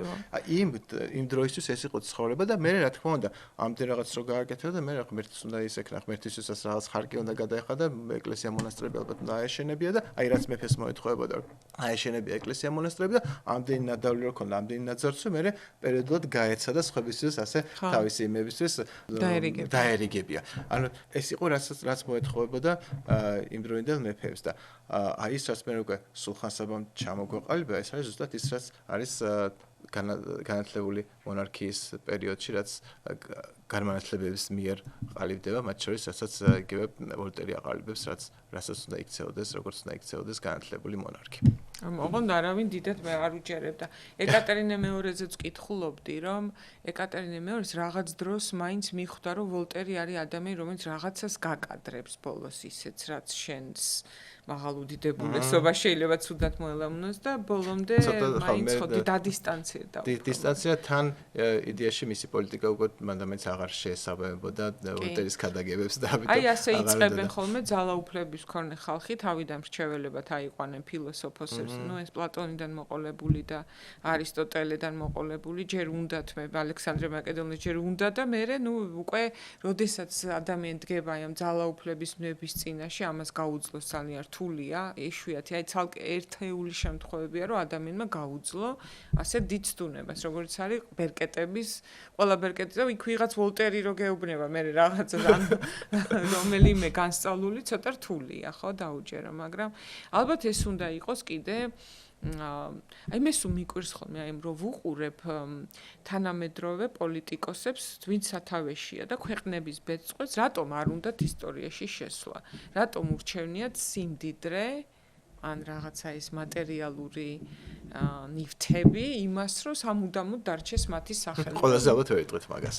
აი მაგალითად ვინც ახლა კარგად რო დარჩეს ამას, აი როგორც ადამიანი, რომელმაც რაღაცა შეცვალა უკეთესობისკენ, ანუ სამყარო გახადა უკეთესი. მაინც ყველას ურჩევნია, რომ თვითონ იყოს იმ წუთას კარგად. ის კი არ გააკეთოს აი 20 წლის მერე რაც მოიტანს ნაყოფს. თქვათ განათლების ისეთი რეფორმა, რომელიც თან გამზადებული არის, ხო, რა უნდა გააკეთო. ყველას ეჩქარება, რომ აი თავის მმართველობის პერიოდში დატკბეს აი ამ ძალაუფლებით და არა იმით, რომ მისი სახელი დარჩება სამუდამოდ, როგორც დავით აღმაშენებლის მაგალითად, რომელიც ასევე არ იყო დემოკრატი, მაგრამ სამაგიეროდ ხედვა ჰქონდა და ინტუიცია და მომენტუმით სარგებლობის სასწაული უნარი, ხო? ხო, ალბათ ყველაზე მაინც ვერ ვიტყვით, ძალიან ბევრი ლიდერი ყოფილა ისეთი ისტორიაში, თანამედროვე ისტორიაშიც, რომ სწორედ ბევრი? ну შევებერი არის ზოგი ასეთებიც ყოფილან მოდი ასე ვთქვათ რომელიც იმ დროს პირიქით იცოდნენ რომ ის პოლიტიკა რასაც ისინი წარმართავდნენ იქნებოდა ამ პოლიტიკას შეხვდებოდა დიდი კრიტიკა იქნებოდა ძალიან ბევრი უკმაყოფილება მაგრამ მიუხედავ ამისა რეფორმატორები ცოტა არიან იცი რა ქვია სამართლიანობისთვის ჩვენი ქვეყნის ისტორიის უახლოესი ნაწილი რა იყო, თქვა მიხეილ სააკაშვილი ასეთი იყო მისი ერთი იყო, დანარჩენი არავინ მე. მისი ძალიან ბევრი რეფორმა სწორედ იყო იმ დროისთვის საზოგადოების დიდი ნაწილისთვის მიუღებელი. მან იცოდა, რომ აპრიორი იცოდა, რომ ეყოლებოდა ძალიან ბევრი მოწინააღმდეგე, თქვა რა ვიცი, იგივე როცა დაიწყო კრიმინალთან ბრძოლა, ქურდულ მენტალობასთან, ქურდულ სამყაროსთან ბრძოლა, ეს გასაგები იყო, რომ იმ სამყაროში, იმ საზოგადოებაში, სადაც მართლა ყველა ცხოვრობდით გარკვეული ძარცვის, გარკვეული მეთოდებს ვიყენებდა. პირდაპირ ძარცვის. და როგორც ბასტიამ თქვა, საზოგადოება ყოველთვის რომანტიზმის რაღაც საბურულში ახვევს ძარცვის იმ ფორმას, რასაც ის მიმართავს და ჩვენთანაც ასე იყო, ჩვენთანაც ქურდული სამყარო იყო გარკვეულწილად რომანტიზებული, ხო? და აი ამ საზოგადოებაში, ასეთ საზოგადოებაში მან დაიწყო თქვა ამ სამყაროს მიმართ ბრძოლა, ხო, კრიმინალის მიმართ ბრძოლა, ეს რა თქმა უნდა იყო აპრიორი რთული ბრძოლა. კი, და დღეს ხედავთ ამიტომ საზოგადოებას მყარად გამჯდარ ფასეულობებს ბევრ რაღაცას ებრძვა, ხო, მარტო ეს ხო ძალიან ბევრ ფრონტზე დაიწყო ბრძოლა, რაც რა თქმა უნდა ამას ვერ ახსნი, იმით რომ მას იმდროინდელი ის უნდოდა, რა ქვია, რაღაცა არა, ნამდვილად, უბრალოდ მე ვამბობ, რომ ესეთი ძალიან ცოტაა. ნამდვილად ჩემთვისაც მიშა იყო ეს ადამიანი, უბრალოდ მე კიდევ უფრო მეტი პრეტენზია მქონდა მასთან, რომ არც იმ ეკლესიისთვის უნდა დაეთმო და არც იმ საზოგადოებისთვის, რომელიც მას, ანუ კიდევ უფრო რადიკალური და შესაბამისად დემოკრატიასთან შეუსაბამობაში მოსული აზრები მიტრიალებს ხოლმე. დაგეთახმები იმაში, რომ ალბათ ყოველს დიდი შეცდომა მიშას იყო ის, რომ ეკლესია თავის ძროზე ვერ ვოლტერი უნდა მიგვეწოდებინა მაგ დროს, რომ საბოლოო ჯამში ხო ის საფრთხე, რაც პოტენციალურად შეიძლება იქიდან წამოსულიყო. ხო, აი მან ხედავ ხოლმე, რომ ხო აი რაღაცნაირი პოლიტიკა ხო არ არის ეს, რომ კომპრომისზე წახვიდე, მაგრამ მე რო ხვდები, რომ ჯობდა არ წასულიყო არანაირ კომპრომისზე, დაეილაპარაკოს მე ბაბლი იქნება თუ ვინც იქნება, რაც უნდა. რეფორმატორი უნდა იყოს უკომპრომისო, ჩემი აზრით, მაგრამ ჩვენ მართლა ერთად დამოუკიდებლები რაც გავხდით, მართლა ერთადერთი შემთხვევა იყო ის 9 წელი, როცა რაღაც რეფორმები დაერქვა და არა ფულის მოხვეჭა. მე ვიგულისხმე უფრო იცით ვინ, აი ეხლა მსოფლიო ლიდერები ალბათ, რომლებიც ახალი კრიზისში, რომელიც აი მე ვერასოდეს წარმოვიდგენდი ამ მასაკში, რომ ეხლა ატომურ ბომბს ნეტა ისვრიან თუ არა. ანუ ბაქტერი, სულ მეგონა ბოლო აი 4 წლამდე, ცოტა გავცით ვოლტერს, მაგრამ ვიტყვი ამასაც.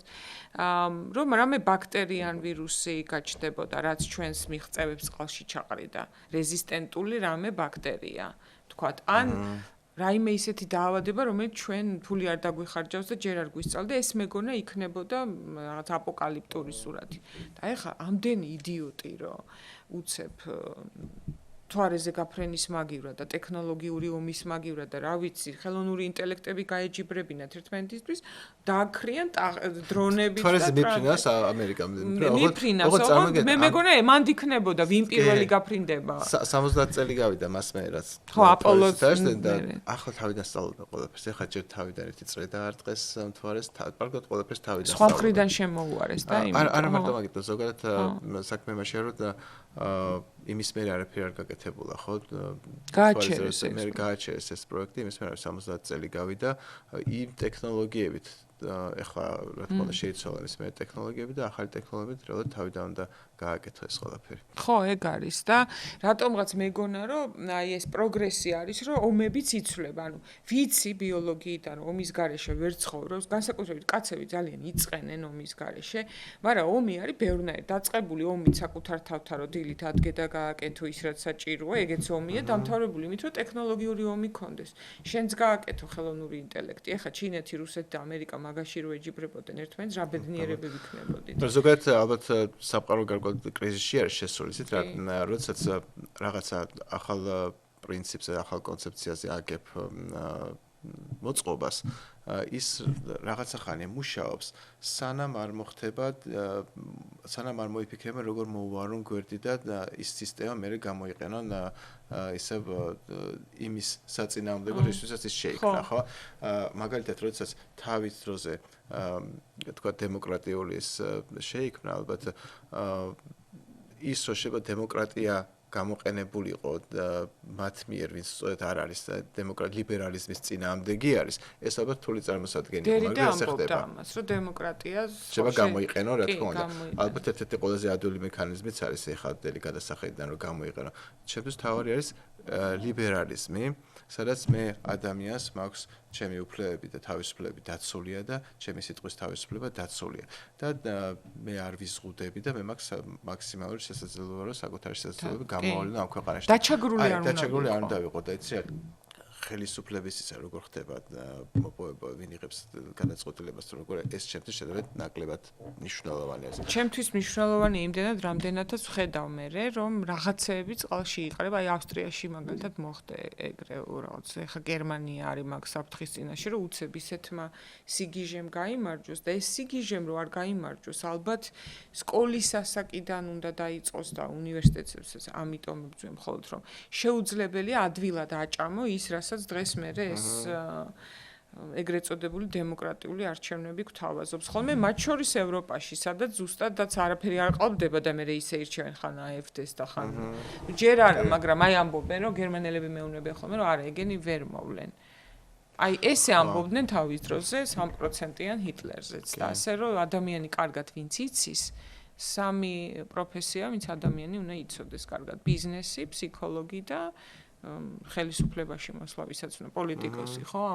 მაგის ცნობის გარეშე და ყველაფერი მოსალოდნელია, ამიტომ ხა ჩვენ ამიტომ ვოლტერი კიდე უფრო მეტად არის ახლოს ჩემს, აი ამას არა რომ ყველამ ერთნაირად კი არა, ყველამ იზრუნოს იმაზე რომ არ დაიჩაგროს თქვა სხვა ადამიანი და ამისთვის არ არის აუცილებელი რაღაც ეს პროცედურული დემოკრატია. იცით, როდესაც ამ დემოკრატიაზე ვფიქრობ, საყოველთაოდ დემოკრატიაზე, რომ ყველა აძლევს ხმას, მაშინ რა თქმა უნდა, რა იყო ძირითადი საფრთხე? საფრთხე იყო ის, რომ არსებობდა რაღაცა უმცირესობა, არისტოკრატია, მეფესთან დაახლოებული ხალხი, ან ესენი, რომლებიც მათ ჰქონდათ პრივილეგიები და ისინი ჩაგრავდნენ უმრავლესობას, ხო? და ამიტომ მაშინ იყო ამის გადაწყვეტის საშუალება, რომ მოდი უმრავლესობას მივცეთ. და ათენის დემოკრატია.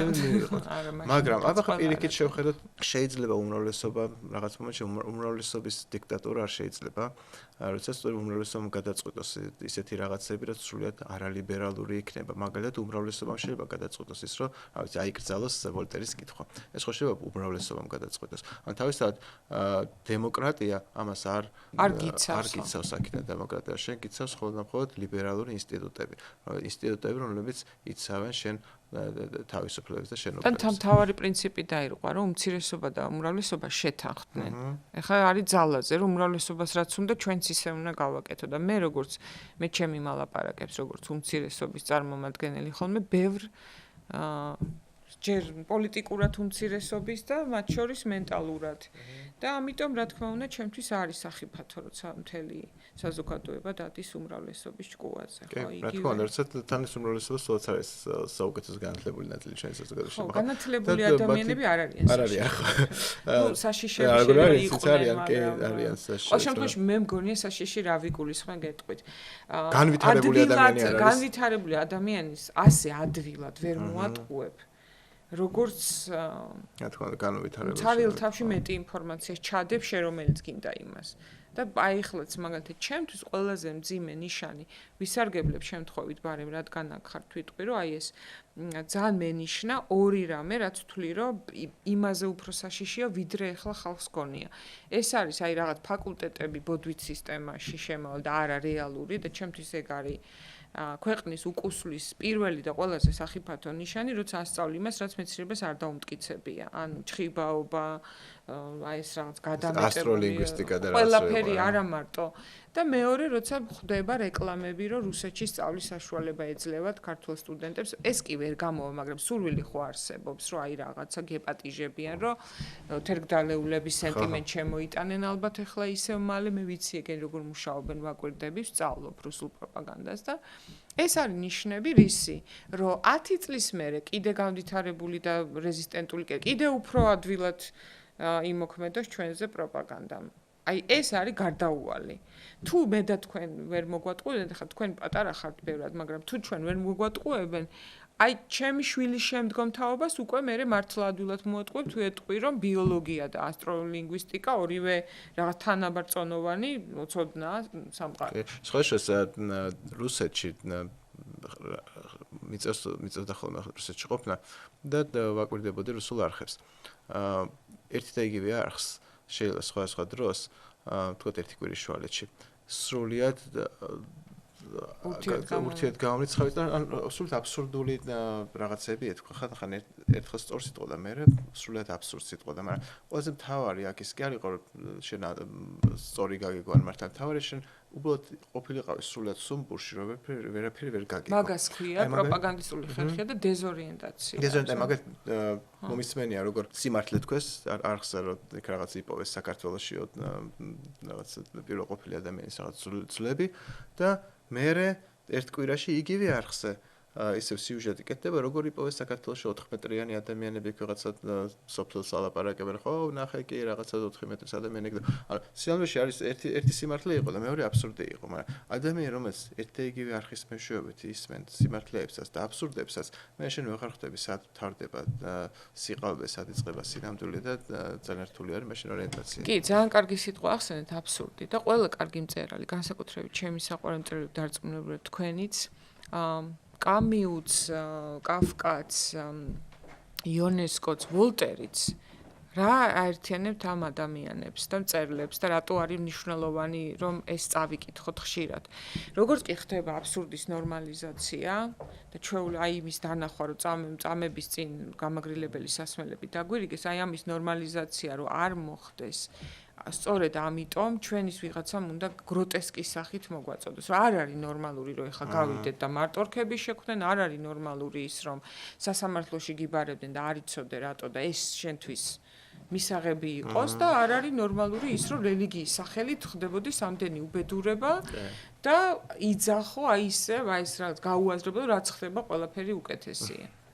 ხო, ანუ რაც რომ რელიგიას ხო ნახე როგორი ის არის ვოლტერთან სადაც კი ღვთელი არის ნახსენები ან ეკლესია ნახსენები რა თქმა უნდა უწმინდურ კათოლიკურ ეკლესიაზე ლაპარაკი და არა ჭეშმარიტ მართლმადიდებლურ ეკლესიაზე მაგრამ სადაც კი ნახსენები ყველგან უარყოფით კონტექსტში არც ერთი კარგი ღვთელი არ არის არც ერთი კარგი ეპისკოპოსი არ არის ყველანი არიან ინკვიზიტორები ეს ინკვიზიტორი ჯერ ადამიანებს წვავს უფლის სახელით მე მიდის და იქ რა ქვია კონიგუნდასთან იძულებით ყავს ხო და ვაჭართან ებრაელ ვაჭართან ერთად იყოფს მაგრამ არასოდეს თვითონ რელიგიაზე არ აქვს სრულიად სხვა დამოკიდებულება აქვს რელიგიისადმი და ღმერთისადმი ვოლტერზე სხვა დამოკიდებულება აქვს ეკლესიისადმი ღმერთზე ვოლტერი ამბობს რომ ის გინდა არ არსებობდეს ჩვენ უნდა გამოგვეგონებიაო ხო ჩვენ უნდა მოგვეფიქრებიაო ეს იმდენად კარგი არის რომ ეს ჩვენ უნდა მოგვეფიქრებია გინდა არ არსებობდეს როგორც იდეა კი როგორც იდეა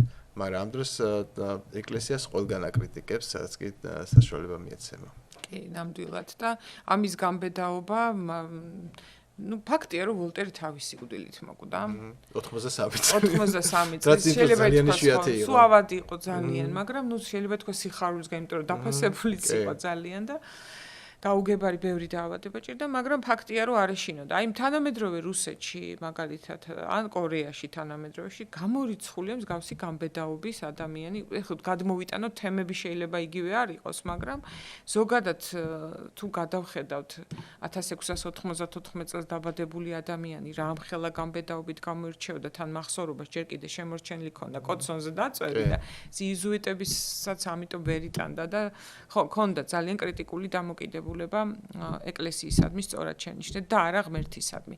ამის გარჩევაცაც გვასწავლის ვოლტერი.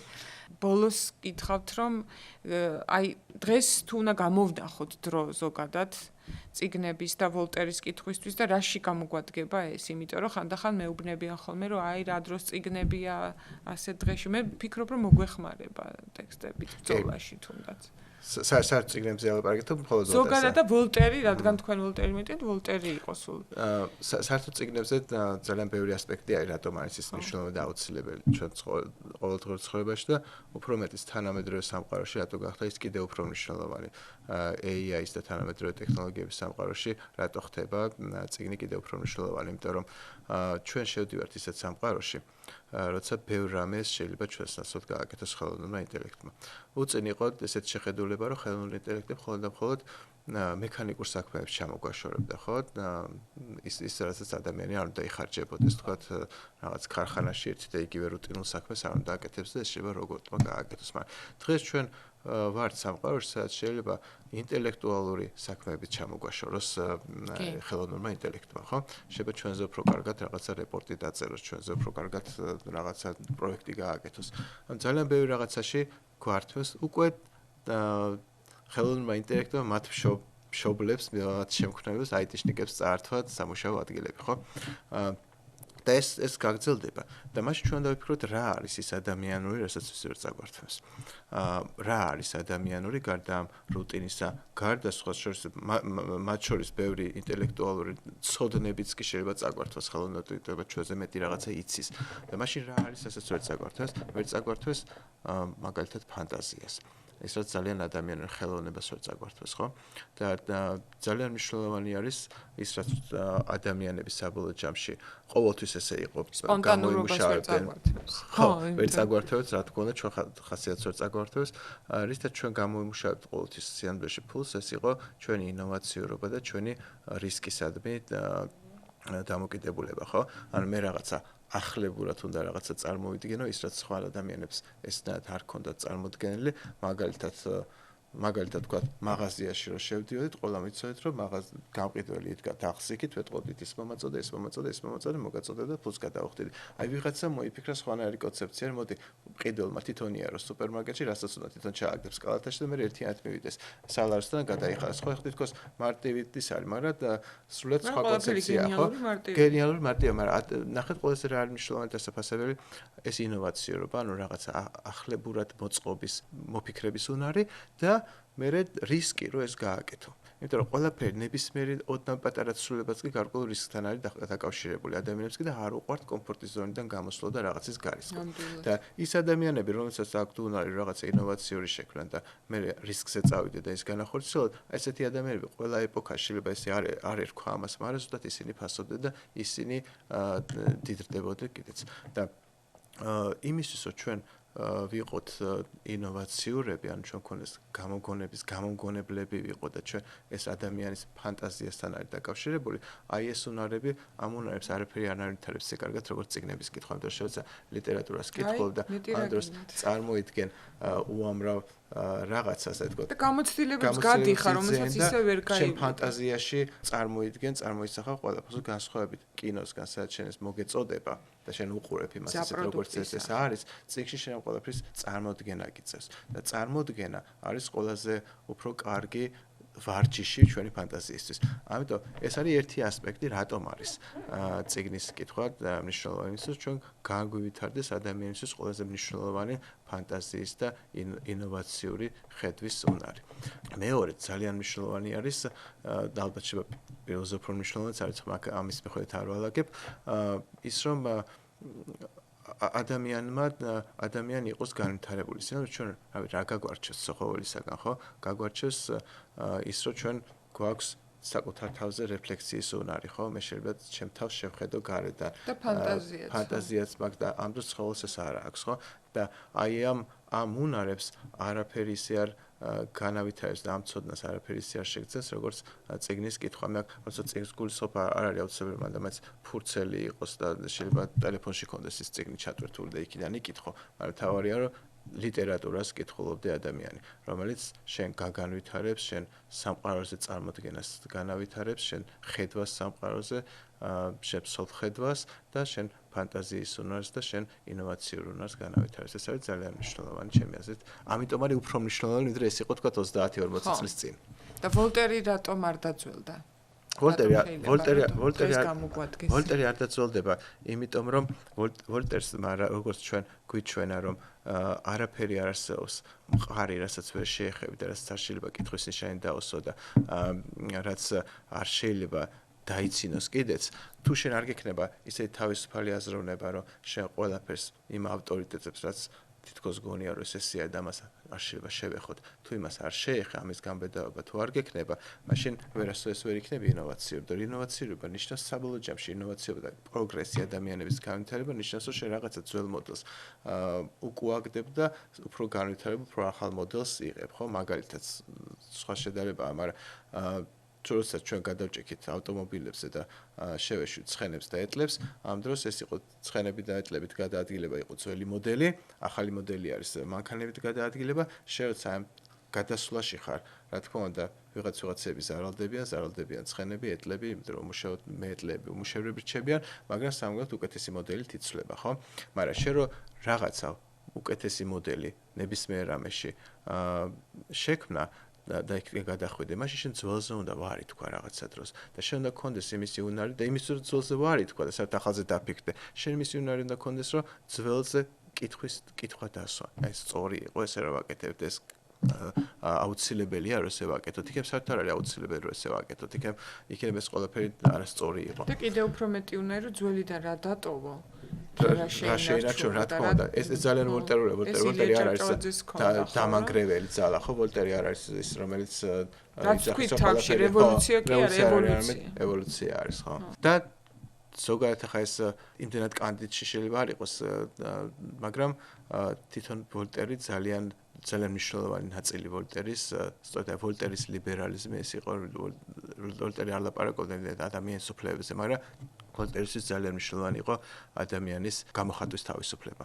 რომ ადამიანს შეეძლებოდა ელაპარაკა, რასაც ის ფიქრობდა და როგორცაც მიაშნა. ანუ შენ არ უნდა ისჯებოდე, იმიტომ რომ შენ რაღაცას კრიტიკულად შეხედე. შენ რაღაცის შეიძლება სხვანაირად უყურებ, შენ რაღაც შეიძლება გწამს, რაღაც არ გწამს, მაგრამ ის რასაც შენ გჯერა, რასაც შენ ლაპარაკობ, იმიტომ რომ ის არ მოდის თანხმედრაში უმეტესობის აზრთან, ეს არ ნიშნავს იმას, რომ შენ უნდა დაისაჯო ამის გამო. აი ახლა რო იყოს აქ კითხავდი დიდი სიამოვნებით მარგარიტა სიმონიანი აგვეგზალა თუ არა. ვიცი რასაც მიპასუხე და ხო მე ძალიან საინტერესო იქნებოდა.